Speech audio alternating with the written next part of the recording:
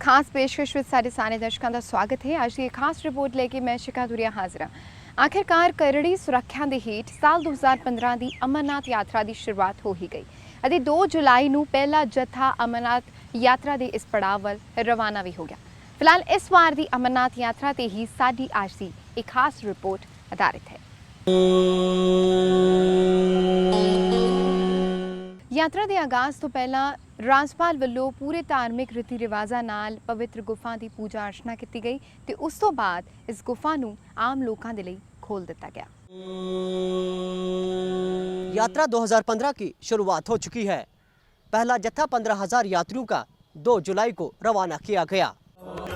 बम बम भोले दे जयकारियां दे नाल जत्थे दर्शनों के लिए रवाना हुए तो यात्रा की चढ़ाई शुरू कर दी।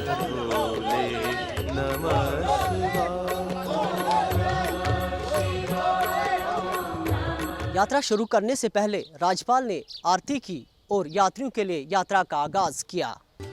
मौसम की खराबी करके ते ऊपर बर्फबारी वधेरे होने करके इस यात्रा नूं थोड़ा पिछे किया गया सी। मौसम की शांत साफ होने तो बाद यात्रा 2 जुलाई नूं शुरू हुई। यात्रा की शुरुआत तो पहला जम्मू कश्मीर के राज्यपाल वालों पवित्र गुफा की पूजा अर्चना करके लोगों के दर्शनों के लिए इसनूं खोल दिता गया।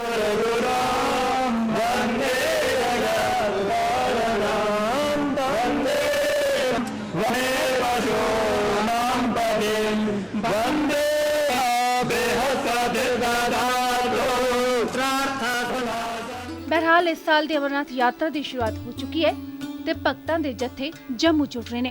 उस तो बाद पहलगाम ते फिर बालटाल वल इन्हां नूं रवाना किया जा रहा है। सारे यात्रियों की सहूलत लई ढुकवें प्रबंध किए गए ने।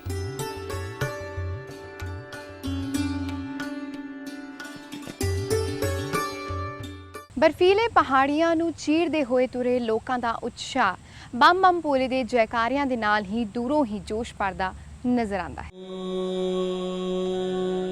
हमारे साथ कुछ श्रद्धालु बने हैं जो बाबा बर्फानी के दर्शन के लिए जत्थे में रवाना हो रहे हैं। सर, आपका नाम जानना चाहेंगे? देवाशीष। तो प्राउड टू फील ग्रेट, क्योंकि हमारे को हमेशा आज बरसों से हम आ रहे हैं यहाँ पे दर्शन करने। ये मेरा 12th टाइम हो गया अमरनाथ दर्शन कर रहा है। बहुत खुशी है, मन में एक उमंग होता है हर इंसान का। काफ़ी टाइम से वेट रहता है साल भर कि चलो अमरनाथ जाना है।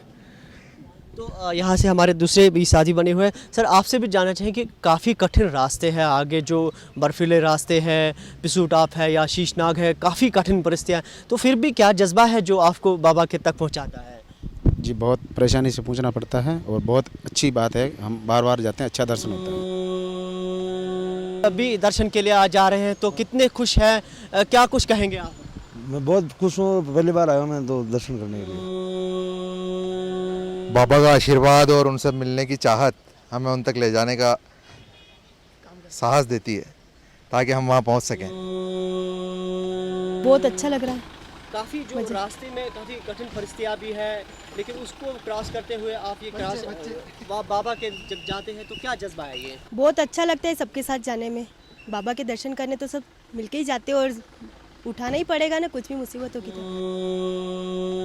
इनका मानना है कि बाबा के जो दर्शन है वो तो करने ही है, चाहे उसके लिए उनको कितनी भी मुश्किलों का जो है उनका सामना करना पड़े। कुल मिलाकर जो राज्य सरकार या श्री अमरनाथ जी श्राइन बोर्ड के प्रशासन है, उन्होंने अच्छी खासी व्यवस्था कर रखी है और कोशिश उनकी यही है कि एक तो जो यात्री है ये सफल यात्रा रहे 2015 की, और जो यात्री दर्शन करके बाबा के आए हैं वो घर भी सुरक्षित पहुंच जाए। इस यात्रा नूं सुरक्षित बनाउण दे लई श्राइन बोर्ड ते राज्य सरकार ने करड़े कदम चुके ने, जिस विच खान पीन दी सहूलतां खास तौर ते शामिल कीतियां गईयां ने। मौसम भी एक बड़ी चुनौती बनी हुई है, जिस दे लई श्राइन बोर्ड ते सरकार ने बालटाल ते पहलगाम समेत गुफा तक मौसम तो नजिठण दे लई खास तरह दे इंतजामात कीते ने। वर्ष 2015 की श्री अमरनाथ जी यात्रा आज से शुरू हुई है। दोनों साइड बालतल बेस कैंप और जो नुनवन बेस कैंप पहलगाम है यहाँ से जो अधिकारी है उन्होंने हरी झंडी दिखाकर जो बाबा बर्फानी के दर्शन के लिए लोग भगत आए थे उनको आगे जाने की अनुमति दी। करीब जो 7,500 एक साइड से और 7,500 दूसरे साइड से उनको आगे जाने की इजाज़त आज दी गई है। हालांकि पहलगाम से जो रास्ता है अगर इस रास्ते की बात करें तो 2 दिन के करीब इस रास्ते से जो है जो बाबा बर्फानी के भक्त हैं उनको लगते हैं, क्योंकि इसमें पिस्सू टॉप जो शीशनाग और पंचतरनी जैसे पवित्र जगह है उनको क्रॉस करके ही जो है बाबा बर्फानी के लिए जो दर्शन के लिए आते हैं उनको क्रॉस करने के पड़ता है और फिर संगम के जगह पहुंचते हैं और संगम से आगे जाकर ये बाबा बर्फानी के दर्शन के लिए पहुंचते हैं। जहां इन यात्रियों के लिए सरकार और जो श्री अमरनाथ जी श्राइन बोर्ड है उन्होंने काफ़ी कोशिशें इस साल की जो सुप्रीम कोर्ट रूल्स है उनको भी इम्प्लीमेंट किया और कोशिश की जो भी यात्री है उनको हर कोई सुविधा मिले। लेकिन साथ साथ एक बड़ा चैलेंज मौसम का भी था, मौसम को भी उन्होंने मद्देनज़र रखते हुए उस तरह की जो कोशिशें थी, जो टेंट थे या लंगर थे वो उसी तरह के लगाए हैं। जबकि और एक बड़ी चिंता की बात थी सुरक्षा की। सुरक्षा के भी इस साल कड़े प्रबंध किए गए हैं, जिसमें CRPF, ITBP, army, Jammu Kashmir police, हर तरह 3 टायर की सिक्योरिटी जो है वो पूरी तरह जो जम्मू से लेकर कश्मीर तक की गई है। हर कोशिश यही है अमरनाथ श्राइन बोर्ड की और जो राज्य सरकार है कि जो भी यहाँ पर श्रद्धालु आए बाबा बर्फानी के दर्शन के लिए, एक तो वो सफल दर्शन उनका रहे और दूसरा वो घर भी है जो है सुरक्षित पहुँच जाए। वही आज जो राज्यपाल है जो श्री NN वोहरा जो अमरनाथ श्राइन बोर्ड के अध्यक्ष भी है, उन्होंने आज जो पूजा करके वहाँ पर पवित्र गुफा को आम लोगों के लिए खोल दिया। ਸਾਰੇ ਹੀ ਯਾਤਰੂਆਂ ਦਾ ਪੰਜੀਕਰਨ ਕੀਤਾ ਜਾ ਰਿਹਾ ਹੈ। ਪਹਿਲਾਂ ਰਵਾਨਾ ਹੋਏ ਜੱਥੇ ਦੇ ਵਿੱਚ 15,000 ਭਗਤਾਂ ਨੂੰ ਰਵਾਨਾ ਕੀਤਾ ਗਿਆ।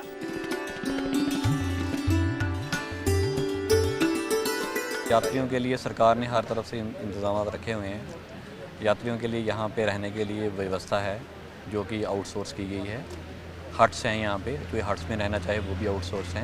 प्रॉपर दुकानों की परमिशन दी हुई है हमारे DM साहब ने। इसके अलावा यात्री अगर कोई बीमार हो जाता है हमारे पास हेल्थ फैसिलिटीज़ हैं। इन्फॉर्मेशन देने के लिए हमारे पास यहाँ पे प्रॉपर एक स्टेशन है। फायर ब्रिगेड की पूरी व्यवस्था है यहाँ पे। अगर किसी को BSNL का सिम लेना है तो BSNL का भी काउंटर यहाँ पे है। J&K बैंक ने अपना ATM यहाँ खोल रखा है। इस प्रकार से सरकार ने अलग अलग प्रकार के बहुत सारे इंतजाम किए हुए हैं। ਔਕੜਾਂ ਭਰੀ ਇਸ ਯਾਤਰਾ ਤੇ ਤੁਰੇ ਯਾਤਰੂਆਂ ਦਾ ਉਤਸ਼ਾਹ ਤੇ ਬਾਬਾ ਦੀ ਭਗਤੀ ਦਾ ਖੁਮਾਰ ਇਹਨਾਂ ਤੇ ਵੇਖਦੇ ਹੀ ਬਣਦਾ ਹੈ। ਬੰਮ ਬੰਮ ਭੋਲੇ ਦੇ ਜੈਕਾਰਿਆਂ ਦੇ ਨਾਲ ਸਾਰਾ ਆਕਾਸ਼ ਗੂੰਜਦਾ ਜਾਪ ਰਿਹਾ ਹੈ। ਯਾਤਰਾ ਭਾਵੇਂ ਲੰਬੀ ਤੇ ਔਕੜਾਂ ਭਰੀ ਹੈ ਪਰ ਥਕਾਨ ਕਿਸੇ ਵੀ ਯਾਤਰੂ ਦੇ ਚਿਹਰੇ ਤੇ ਨਹੀਂ ਦਿਸਦੀ।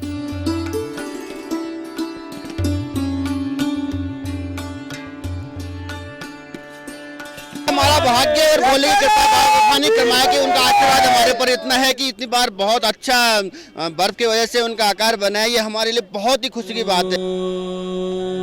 खुश हैं सर, बहुत ही जोश के साथ यात्रा कर रहे हैं। तीसरी बार यात्रा कर रहा हूँ मैं बाबा के, और बहुत ही जोश है कि हमारे मतलब किसी प्रकार की परेशानी नहीं होगी तो हम उसका सामना करेंगे। बिल्कुल किसी प्रकार का मतलब घबराहट नहीं होगी हमारे। बाबा के दर्शन करेंगे, अपना विराट रूप में हमें दर्शन देंगे। पिछली बार भी बहुत कठिनाइयाँ थी, लेकिन इस बार सुना है कि ऊपर ज़्यादा बर्फ़ पड़ी हुई है, लेकिन उसको मद्देनज़र रखते हमने तैयारी भी उसी हिसाब से की है और हम बहुत उत्साहित हैं उनको देखने के लिए। और जितनी भी मेहनत लगेगी हम करेंगे, लेकिन वहाँ तक पहुँचना हमारा पहला लक्ष्य रहेगा। ਯਾਤਰਾ ਦੇ ਵਿੱਚ ਸਭ ਤੋਂ ਵੱਡੀ ਚੁਣੌਤੀ ਸੁਰੱਖਿਆ ਦੀ ਹੁੰਦੀ ਹੈ, ਜਿਸ ਦੇ ਲਈ ਸਭ ਤੋਂ ਪਹਿਲਾਂ ਜਾਇਜ਼ਾ ਲਿੱਤਾ ਜਾਂਦਾ ਹੈ। ਇਸ ਸਾਲ ਵੀ ਸੁਰੱਖਿਆ ਦੇ ਪੂਰੇ ਪ੍ਰਬੰਧ ਕੀਤੇ ਗਏ ਨੇ। 3 ਟਾਇਰ ਸਿਕਿਉਰਿਟੀ ਦਾ ਪ੍ਰਬੰਧ ਕੀਤਾ ਗਿਆ ਜੋ ਨਾ ਸਿਰਫ ਸਿਕਿਉਰਿਟੀ ਇਸ਼ੂਜ਼ ਨੂੰ ਦੇਖੇਗੀ ਸਗੋਂ ਮੌਸਮੀ ਹਾਲਾਤਾਂ ਤੋਂ ਵੀ ਨਜਿੱਠਣ ਦੇ ਲਈ ਇਸ ਨੂੰ ਤਿਆਰੀ ਦਿੱਤੀ ਗਈ ਹੈ।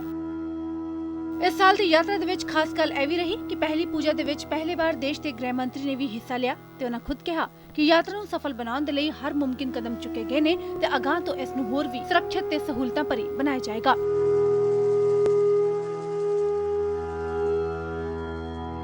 आज से अमरनाथ यात्रा प्रारंभ हो रही है, इसीलिए मैंने फैसला किया था कि पहले दिन ही मैं जाऊंगा और एक दिन पहले ही मैं यहाँ गया था।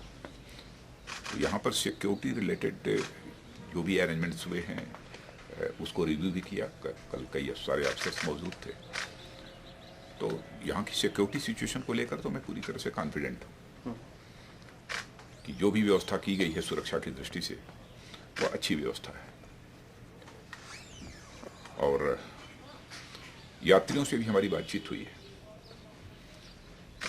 यात्रियों का भी ये कहना था कि पहले से अमरनाथ यात्रा को ज़्यादा सुगम बनाने की कोशिश यहाँ की सरकार ने की है। मुझे इस बात की बेहद खुशी हुई है, लेकिन आगे इस यात्रा को और अधिक सुगम बनाने की आवश्यकता है। अब तक 50,000 से ज़्यादा यात्रियों ने पवित्र गुफा के दर्शन किए हैं। सभी सुविधाओं के अलावा सुरक्षा के भी सरकार ने कड़े प्रबंध किए हैं ताकि हर यात्री की यात्रा सुखमय हो।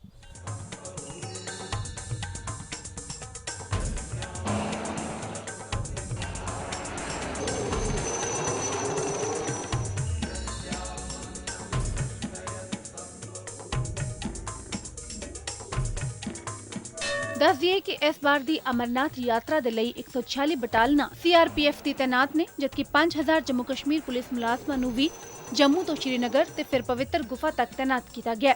दोहां बेस कैंप्स दी एन रूट सिक्योरिटी नूं भी सैनिटाइज किया गया। कुल मिला के श्राइन बोर्ड ते सूबा सरकार दी यही कोशिश है कि साल 2015 दी यात्रा हर तरह दे नाल सफल रहे। उम्मीद जताई जा रही है कि करीबन 5 लाख यात्रु गुफा दे विच शिवलिंग दे दर्शन करनगे। इस बार भी बाबा भोलेनाथ पूरे आकार दे विच प्रकट होए ने ते भक्तां दे जत्थे बाबा दे दर्शन करके खुद नूं वडभागा महसूस कर रहे ने। बाबा दे दर्शन कर रहे जो लोग वापस रवाना होंदे जा रहे ने ओ बाबा दे खुमार दे विच रंगे होए दिस रहे ने।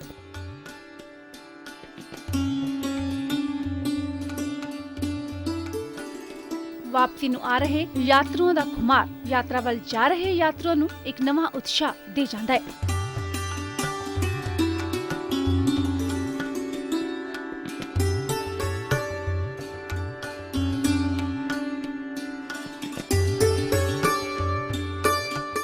फिलहाल ਅਸੀਂ ਇੱਥੇ ਰੁਕਾਂਗੇ ਇੱਕ ਛੋਟੀ ਜਿਹੀ ਬ੍ਰੇਕ ਦੇ ਲਈ। ਬ੍ਰੇਕ ਤੋਂ ਬਾਅਦ ਵੀ ਸਾਡੀ ਇਹ ਖਾਸ ਪੇਸ਼ਕਸ਼ ਇਸੇ ਤਰੀਕੇ ਨਾਲ ਜਾਰੀ ਰਹੇਗੀ। ਅਮਰਨਾਥ ਦੀ ਇਸ ਯਾਤਰਾ ਦੇ ਪਿੱਛੇ ਇੱਕ ਅਲੌਕਿਕ ਕਥਾ ਤੇ ਇਤਿਹਾਸ ਛਿਪਿਆ ਹੋਇਆ ਹੈ। ਆਓ ਉਸ ਇਤਿਹਾਸ ਤੇ ਉਸ ਕਥਾ ਤੇ ਇੱਕ ਨਜ਼ਰ ਪਾਉਂਦੇ ਹਾਂ।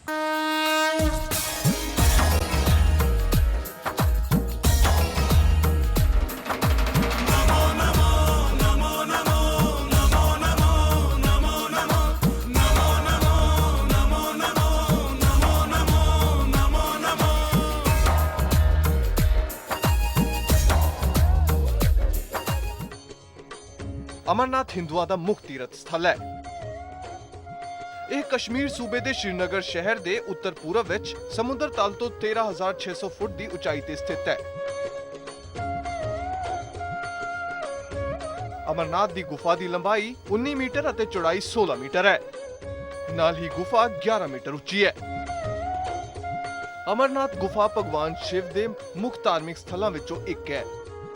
ਅਮਰਨਾਥ ਨੂੰ ਤੀਰਥਾਂ ਦਾ ਤੀਰਥ ਕਿਹਾ ਜਾਂਦਾ ਹੈ ਕਿਉਂਕਿ ਇੱਥੇ ਹੀ ਭਗਵਾਨ ਸ਼ਿਵ ਨੇ ਮਾਂ ਪਾਰਵਤੀ ਨੂੰ ਅਮਰ ਰਹਿਣ ਦਾ ਰਾਜ਼ ਦੱਸਿਆ ਸੀ। ਇੱਥੋਂ ਦੀ ਮੁੱਖ ਵਿਸ਼ੇਸ਼ਤਾ ਪਵਿੱਤਰ ਗੁਫਾ ਵਿੱਚ ਬਰਫ਼ ਨਾਲ ਕੁਦਰਤੀ ਸ਼ਿਵਲਿੰਗ ਦਾ ਨਿਰਮਾਣ ਹੋਣਾ ਹੈ। ਇਸ ਕੁਦਰਤੀ ਹਿਮ ਨੂੰ ਹਿਮਾਨੀ ਸ਼ਿਵਲਿੰਗ ਵੀ ਕਿਹਾ ਜਾਂਦਾ ਹੈ। ਚੰਦਰਮਾ ਦੇ ਘਟਣ ਅਤੇ ਵਧਣ ਦੇ ਨਾਲ-ਨਾਲ ਸ਼ਿਵਲਿੰਗ ਦੀ ਬਰਫ਼ ਦਾ ਆਕਾਰ ਘਟਦਾ ਵੱਧਦਾ ਰਹਿੰਦਾ ਹੈ।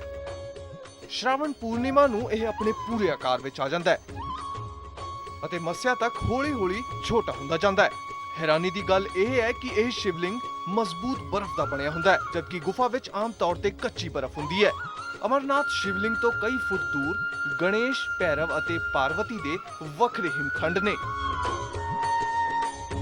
ਪਹਿਲਗਾਮ ਜੰਮੂ ਤੋਂ 315 ਕਿਲੋਮੀਟਰ ਦੀ ਦੂਰੀ ਤੇ ਹੈ। ਇਹ ਟੂਰਿਜ਼ਮ ਸਪੌਟ ਦੇ ਵਜੋਂ ਵੀ ਜਾਣਿਆ ਜਾਂਦਾ ਹੈ। ਪਹਿਲਗਾਮ ਦੀ ਸੁੰਦਰਤਾ ਵੇਖਦੇ ਹੀ ਬਣਦੀ ਹੈ। ਪਹਿਲਗਾਮ ਤੱਕ ਜਾਣ ਦੇ ਲਈ ਜੰਮੂ ਕਸ਼ਮੀਰ ਟੂਰਿਜ਼ਮ ਡਿਪਾਰਟਮੈਂਟ ਵੱਲੋਂ ਸਰਕਾਰੀ ਬੱਸ ਉਪਲਬਧ ਕਰਵਾਈ ਜਾਂਦੀ ਹੈ। ਇਸ ਮੌਕੇ ਪਹਿਲਗਾਮ ਵਿੱਚ ਗੈਰ ਸਰਕਾਰੀ ਅਦਾਰਿਆਂ ਵੱਲੋਂ ਲੰਗਰ ਦੀ ਵਿਵਸਥਾ ਕੀਤੀ ਜਾਂਦੀ ਹੈ। ਤੀਰਥ ਯਾਤਰੂਆਂ ਦੀ ਪੈਦਲ ਯਾਤਰਾ ਇੱਥੋਂ ਹੀ ਆਰੰਭ ਹੁੰਦੀ ਹੈ। ਪਹਿਲਗਾਮ ਤੋਂ ਬਾਅਦ ਅਗਲਾ ਪੜਾ ਚੰਦਨਵਾੜੀ ਹੈ, ਜੋ ਪਹਿਲਗਾਮ ਤੋਂ 8 ਕਿਲੋਮੀਟਰ ਦੀ ਦੂਰੀ ਤੇ ਸਥਿਤ ਹੈ। ਪਹਿਲੀ ਰਾਤ ਤੀਰਥ ਯਾਤਰੀ ਇੱਥੇ ਹੀ ਬਿਤਾਉਂਦੇ ਨੇ। ਇੱਥੇ ਰਾਤ ਨੂੰ ਆਰਾਮ ਕਰਨ ਲਈ ਕੈਂਪ ਲਾਏ ਜਾਂਦੇ ਨੇ। ਇਸ ਦੇ ਠੀਕ ਦੂਜੇ ਦਿਨ ਪਿੱਸੂ ਵਾਦੀ ਦੀ ਚੜ੍ਹਾਈ ਸ਼ੁਰੂ ਹੁੰਦੀ ਹੈ। ਦੱਸਿਆ ਜਾਂਦਾ ਹੈ ਕਿ ਪਿੱਸੂ ਵਾਦੀ ਵਿੱਚ ਦੇਵਤਾਵਾਂ ਅਤੇ ਰਾਖਸ਼ਾਂ ਦੇ ਵਿਚਕਾਰ ਘਮਾਸਾਨ ਲੜਾਈ ਹੋਈ ਸੀ, ਜਿਸ ਵਿੱਚ ਰਾਖਸ਼ਾਂ ਦੀ ਹਾਰ ਹੋਈ ਸੀ। ਪਹਿਲੇ ਚਰਨ ਦੀ ਇਸ ਯਾਤਰਾ ਨੂੰ ਜ਼ਿਆਦਾ ਮੁਸ਼ਕਿਲ ਨਹੀਂ ਮੰਨਿਆ ਜਾਂਦਾ। ਚੰਦਨਵਾੜੀ ਤੋਂ ਅੱਗੇ ਇਸੇ ਨਦੀ ਤੇ ਬਰਫ਼ ਦਾ ਪੁਲ ਸਲਾਮਤ ਰਹਿੰਦਾ ਹੈ। ਚੰਦਨਵਾੜੀ ਤੋਂ 15 ਕਿਲੋਮੀਟਰ ਦੂਰ ਸ਼ੇਸ਼ਨਾਗ ਸ਼ਰਧਾਲੂਆਂ ਦਾ ਅਗਲਾ ਪੜਾਅ ਹੈ। ਇਹ ਮਾਰਗ ਖੜੀ ਚੜਾਈ ਵਾਲਾ ਅਤੇ ਖਤਰਨਾਕ ਦੱਸਿਆ ਜਾਂਦਾ ਹੈ। ਇੱਥੇ ਪਿੱਸੂ ਵਾਦੀ ਦੇ ਦਰਸ਼ਨ ਹੁੰਦੇ ਨੇ। ਅਮਰਨਾਥ ਯਾਤਰੀਆਂ ਲਈ ਪਿੱਸੂ ਵਾਦੀ ਕਾਫੀ ਮੁਸ਼ਕਿਲਾਂ ਭਰਿਆ ਦੱਸਿਆ ਜਾਂਦਾ ਹੈ। ਪਿੱਸੂ ਵਾਦੀ ਸਮੁੰਦਰ ਤੋਂ 11.120 ਫੁੱਟ ਦੀ ਉਚਾਈ ਤੇ ਹੈ। ਸ਼ੇਸ਼ਨਾਗ ਪੁੱਜ ਕੇ ਯਾਤਰੀ ਫਿਰ ਤੋਂ ਆਰਾਮ ਕਰਦੇ ਨੇ। ਇੱਥੇ ਪਹਾੜੀਆਂ ਦੇ ਵਿਚਕਾਰ ਨੀਲੇ ਪਾਣੀ ਦੀ ਖੂਬਸੂਰਤ ਝੀਲ ਹੈ। ਇਸ ਝੀਲ ਤੇ ਝਾਤੀ ਮਾਰੀ ਜਾਵੇ ਤਾਂ ਇਹੋ ਜਿਹਾ ਪ੍ਰਤੀਤ ਹੁੰਦਾ ਹੈ ਕਿ ਕਿਤੇ ਆਸਮਾਨ ਤਾਂ ਇਸ ਝੀਲ ਵਿੱਚ ਨਹੀਂ ਉਤਰ ਗਿਆ। ਇਹ ਝੀਲ ਕਰੀਬ 1.5 ਕਿਲੋਮੀਟਰ ਦੀ ਲੰਬਾਈ ਵਿੱਚ ਫੈਲੀ ਹੋਈ ਹੈ। ਵਿਦਵਾਨਾਂ ਦੇ ਮੁਤਾਬਿਕ ਸ਼ੇਸ਼ਨਾਗ ਝੀਲ ਵਿੱਚ ਸ਼ੇਸ਼ਨਾਗ ਦਾ ਵਾਸ ਹੈ ਅਤੇ ਹਰ 24 ਘੰਟਿਆਂ ਦੇ ਅੰਦਰ ਸ਼ੇਸ਼ਨਾਗ ਝੀਲ ਤੋਂ ਬਾਹਰ ਆ ਕੇ ਦਰਸ਼ਨ ਦਿੰਦੇ ਨੇ, ਪਰ ਇਹ ਦਰਸ਼ਨ ਖੁਸ਼ ਨਸੀਬਾਂ ਨੂੰ ਹੀ ਨਸੀਬ ਹੁੰਦੇ ਨੇ। ਸ਼ਰਧਾਲੂ ਇੱਥੇ ਰਾਤ ਨੂੰ ਆਰਾਮ ਕਰਦੇ ਨੇ ਅਤੇ ਅਗਲੇ ਦਿਨ ਆਪਣੀ ਯਾਤਰਾ ਸ਼ੁਰੂ ਕਰਦੇ ਨੇ। ਸ਼ੇਸ਼ਨਾਗ ਤੋਂ ਪੰਚਤਰਨੀ 8 ਮੀਲ ਦੇ ਫਾਸਲੇ ਤੇ ਹੈ। ਰਸਤੇ ਵਿੱਚ ਬੈਵਵੇਲ ਟਾਪ ਅਤੇ ਮਹਾਗੁਨਾਸ ਦਰਰੇ ਨੂੰ ਪਾਰ ਕਰਨਾ ਪੈਂਦਾ ਹੈ, ਜਿਨ੍ਹਾਂ ਦੀ ਉਚਾਈ ਸਮੁੰਦਰ ਤੋਂ 13,500 ਫੁੱਟ ਅਤੇ 14,500 ਫੁੱਟ ਦੱਸੀ ਜਾਂਦੀ ਹੈ। ਮਹਾਗੁਨਾਸ ਚੋਟੀ ਤੋਂ ਪੰਚਤਰਨੀ ਤੱਕ ਦਾ ਸਾਰਾ ਰਸਤਾ ਉਤਰਾਈ ਦਾ ਹੈ। ਇੱਥੇ 5 ਛੋਟੀ-ਛੋਟੀ ਨਦੀਆਂ ਵਹਿਣ ਦੇ ਕਾਰਨ ਇਸ ਦਾ ਨਾਮ ਪੰਚਤਰਨੀ ਪੈ ਗਿਆ। ਇਹ ਸਥਾਨ ਚਾਰੇ ਪਾਸਿਆਂ ਤੋਂ ਪਹਾੜਾਂ ਦੀ ਉੱਚੀ-ਉੱਚੀ ਚੋਟੀਆਂ ਨਾਲ ਢਕਿਆ ਹੋਇਆ ਹੈ। ਇੱਥੇ ਉਚਾਈ ਦੀ ਵਜ੍ਹਾ ਕਰਕੇ ਠੰਡ ਵੀ ਜ਼ਿਆਦਾ ਹੁੰਦੀ ਹੈ। ਆਕਸੀਜਨ ਦੀ ਕਮੀ ਦੀ ਵਜ੍ਹਾ ਕਰਕੇ ਤੀਰਥ ਯਾਤਰੀਆਂ ਨੂੰ ਇੱਥੇ ਸੁਰੱਖਿਆ ਦੇ ਇੰਤਜ਼ਾਮ ਕਰਨੇ ਪੈਂਦੇ ਨੇ। ਅਮਰਨਾਥ ਦੀ ਗੁਫਾ ਇੱਥੋਂ ਕੇਵਲ 8 ਕਿਲੋਮੀਟਰ ਦੂਰ ਰਹਿ ਜਾਂਦੀ ਹੈ ਅਤੇ ਰਸਤੇ ਵਿੱਚ ਕੇਵਲ ਬਰਫ਼ ਹੀ ਬਰਫ਼ ਹੁੰਦੀ ਹੈ। ਇਸੇ ਦਿਨ ਗੁਫਾ ਦੇ ਨਜ਼ਦੀਕ ਪੁੱਜ ਕੇ ਸ਼ਰਧਾਲੂ ਆਰਾਮ ਕਰਦੇ ਨੇ ਅਤੇ ਦੂਜੇ ਦਿਨ ਸਵੇਰੇ ਪੂਜਾ ਕਰਕੇ ਪੰਚਤਰਨੀ ਵਾਪਸ ਪਰਤਿਆ ਜਾ ਸਕਦਾ ਹੈ। ਕੁਝ ਯਾਤਰੀ ਤਾਂ ਸ਼ਾਮ ਤੱਕ ਸ਼ੇਸ਼ਨਾਗ ਤੱਕ ਵੀ ਵਾਪਸ ਆ ਜਾਂਦੇ ਨੇ। ਇਹ ਰਸਤਾ ਕਾਫੀ ਪਰੇਸ਼ਾਨੀਆਂ ਭਰਿਆ ਹੈ, ਜਦਕਿ ਅਮਰਨਾਥ ਦੀ ਪਵਿੱਤਰ ਗੁਫਾ ਵਿੱਚ ਪਹੁੰਚਦਿਆਂ ਹੀ ਸਫ਼ਰ ਦੀ ਸਾਰੀ ਥਕਾਨ ਪਲ ਭਰ ਵਿੱਚ ਛੂਮੰਤਰ ਹੋ ਜਾਂਦੀ ਹੈ ਅਤੇ ਆਤਮਿਕ ਆਨੰਦ ਦੀ ਪ੍ਰਾਪਤੀ ਹੁੰਦੀ ਹੈ। ਜੰਮੂ ਤੋਂ ਬਾਲਟਾਲ ਦੀ ਦੂਰੀ ਕੁੱਲ 400 ਕਿਲੋਮੀਟਰ ਹੈ। ਬਾਲਟਾਲ ਕੈਂਪ ਤੋਂ ਤੀਰਥ ਯਾਤਰੀ ਇੱਕ ਦਿਨ ਵਿੱਚ ਅਮਰਨਾਥ ਗੁਫਾ ਦੀ ਯਾਤਰਾ ਕਰਕੇ ਵਾਪਸ ਕੈਂਪ ਵਿੱਚ ਪਰਤ ਸਕਦੇ ਨੇ।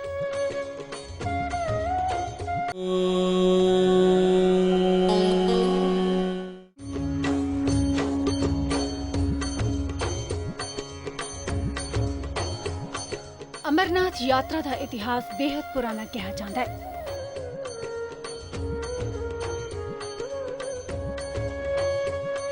ਤੁਹਾਨੂੰ ਅੱਜ ਉਸੇ ਕਥਾ ਦਾ ਵਰਣਨ ਕਰਨ ਜਾ ਰਹੇ ਹਾਂ, ਜਿਸ ਨੂੰ ਸੁਣ ਕੇ ਕਬੂਤਰਾਂ ਦਾ ਜੋੜਾ ਅਮਰ ਹੋ ਗਿਆ। ਭਗਵਾਨ ਭੋਲੇਨਾਥ ਅਮਰ ਕਥਾ ਕਿਸੇ ਵੀ ਸੰਸਾਰਿਕ ਵਿਅਕਤੀ ਨੂੰ ਸੁਣਾਉਣਾ ਨਹੀਂ ਚਾਹੁੰਦੇ ਸਨ। ਇਸ ਲਈ ਜਦ ਮਾਂ ਪਾਰਵਤੀ ਨੇ ਉਹਨਾਂ ਤੋਂ ਅਮਰ ਕਥਾ ਦੀ ਜ਼ਿੱਦ ਕੀਤੀ ਤਾਂ ਉਹ ਮਾਂ ਪਾਰਵਤੀ ਨੂੰ ਲੈ ਕੇ ਕੈਲਾਸ਼ ਪਰਬਤ ਦੀ ਇੱਕ ਇਕਾਂਤ ਗੁਫਾ ਦੇ ਵਿੱਚ ਚਲੇ ਗਏ। ਕਥਾ ਦੀ ਗੋਪਨੀਯਤਾ ਨੂੰ ਬਣਾਏ ਰੱਖਣ ਦੇ ਲਈ ਭਗਵਾਨ ਭੋਲੇਨਾਥ ਆਸਨ ਤੇ ਵਿਰਾਜੇ ਤੇ ਕਾਲਾਗਨੀ ਰੁਦਨ ਆਪਣੇ ਇੱਕ ਰੂਪ ਨੂੰ ਪ੍ਰਗਟ ਕਰਕੇ ਉਸ ਨੂੰ ਉਹਨਾਂ ਹੁਕਮ ਦਿੱਤਾ ਕਿ ਉਹ ਗੁਫਾ ਅਤੇ ਉਸ ਦੇ ਨੇੜੇ-ਤੇੜੇ ਦੀ ਥਾਵਾਂ ਤੇ ਸਾਰੇ ਜੀਵਾਂ, ਜਾਨਵਰਾਂ, ਪੰਛੀਆਂ ਨੂੰ ਭਸਮ ਕਰ ਦੇਣ। ਗੰਡ ਰੂਪ ਨੇ ਹੁਕਮ ਦਾ ਪਾਲਨ ਕੀਤਾ ਤੇ ਸਾਰੇ ਹੀ ਜੀਵ, ਜਾਨਵਰਾਂ, ਪਕਸ਼ੀਆਂ ਨੂੰ ਭਸਮ ਕਰ ਦਿੱਤਾ। ਪਰ ਭਗਵਾਨ ਸ਼ਿਵ ਜਿਸ ਆਸਨ ਤੇ ਵਿਰਾਜਮਾਨ ਸਨ, ਉਸ ਦੇ ਥੱਲੇ 2 ਕਬੂਤਰਾਂ ਦਾ ਜੋੜਾ ਰਹਿੰਦਾ ਸੀ, ਜਿਸ ਤੋਂ ਭਗਵਾਨ ਸ਼ਿਵ ਵੀ ਅਣਜਾਣ ਸਨ, ਕਿਉਂਕਿ ਕਾਲਾਗਨੀ ਦੇ ਪ੍ਰਭਾਵ ਤਹਿਤ ਕਿਸੇ ਵੀ ਜੀਵ ਦੇ ਹੋਣ ਦਾ ਸ਼ੱਕ ਖਤਮ ਹੋ ਗਿਆ ਸੀ। ਭਗਵਾਨ ਸ਼ਿਵ ਅੱਖਾਂ ਮੀਚ ਕੇ ਕਥਾ ਸੁਣਾਉਂਦੇ ਗਏ, ਜਿਸ ਨੂੰ ਪਾਰਵਤੀ ਸੁਣਦੀ ਰਹੀ। ਅਮਰ ਕਥਾ ਦੇ ਹਰ ਵਾਕੇ ਤੇ ਪਾਰਵਤੀ ਹੁੰਕਾਰਾ ਭਰਦੇ ਰਹੇ। ਵਿੱਚ ਪਾਰਵਤੀ ਮਾਤਾ ਨੂੰ ਨੀਂਦ ਨੇ ਆਣ ਘੇਰਿਆ ਤੇ ਉਹ ਅਚੇਤ ਹੋ ਕੇ ਸੋ ਗਈ। ਭਗਵਾਨ ਸ਼ਿਵ ਕਥਾ ਸੁਣਾਉਂਦੇ ਵੇਲੇ ਐਨੇ ਮਗਨ ਹੋ ਗਏ ਸਨ ਕਿ ਉਹਨਾਂ ਨੇ ਮਾਂ ਪਾਰਵਤੀ ਜੀ ਦੇ ਸੋ ਜਾਣ ਨੂੰ ਵੀ ਧਿਆਨ ਨਹੀਂ ਦਿੱਤਾ, ਪਰ ਗੁਫਾ ਵਿੱਚ ਕਬੂਤਰ ਕਥਾ ਸੁਣਦੇ ਰਹੇ। ਕਬੂਤਰਾਂ ਦਾ ਇਹ ਜੋੜਾ ਜਿਵੇਂ ਪਾਰਵਤੀ ਜੀ ਦੇ ਸੌਣ ਦੀ ਉਡੀਕ ਵਿੱਚ ਹੀ ਸੀ।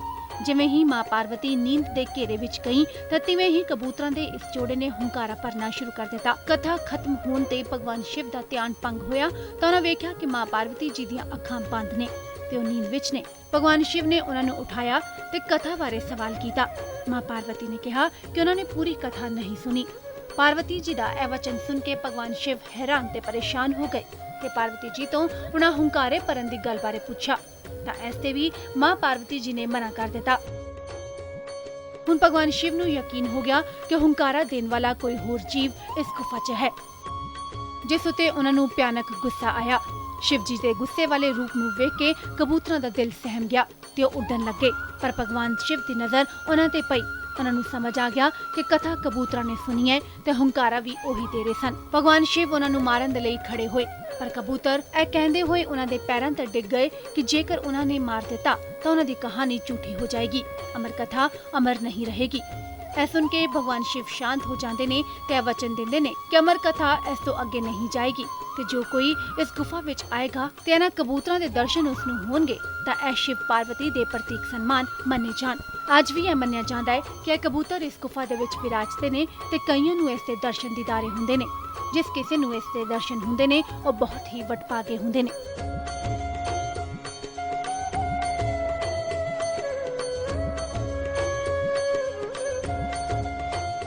सो कुल मिला के श्राइन बोर्ड ते सूबा सरकार दे इस बार दे प्रयत्न भी पूरे पुख्ता ने तां जो वध तो वध लोग बाबा बर्फानी दे दर्शन करके अपने जीवन नूं होर खुशहाल बना सकन।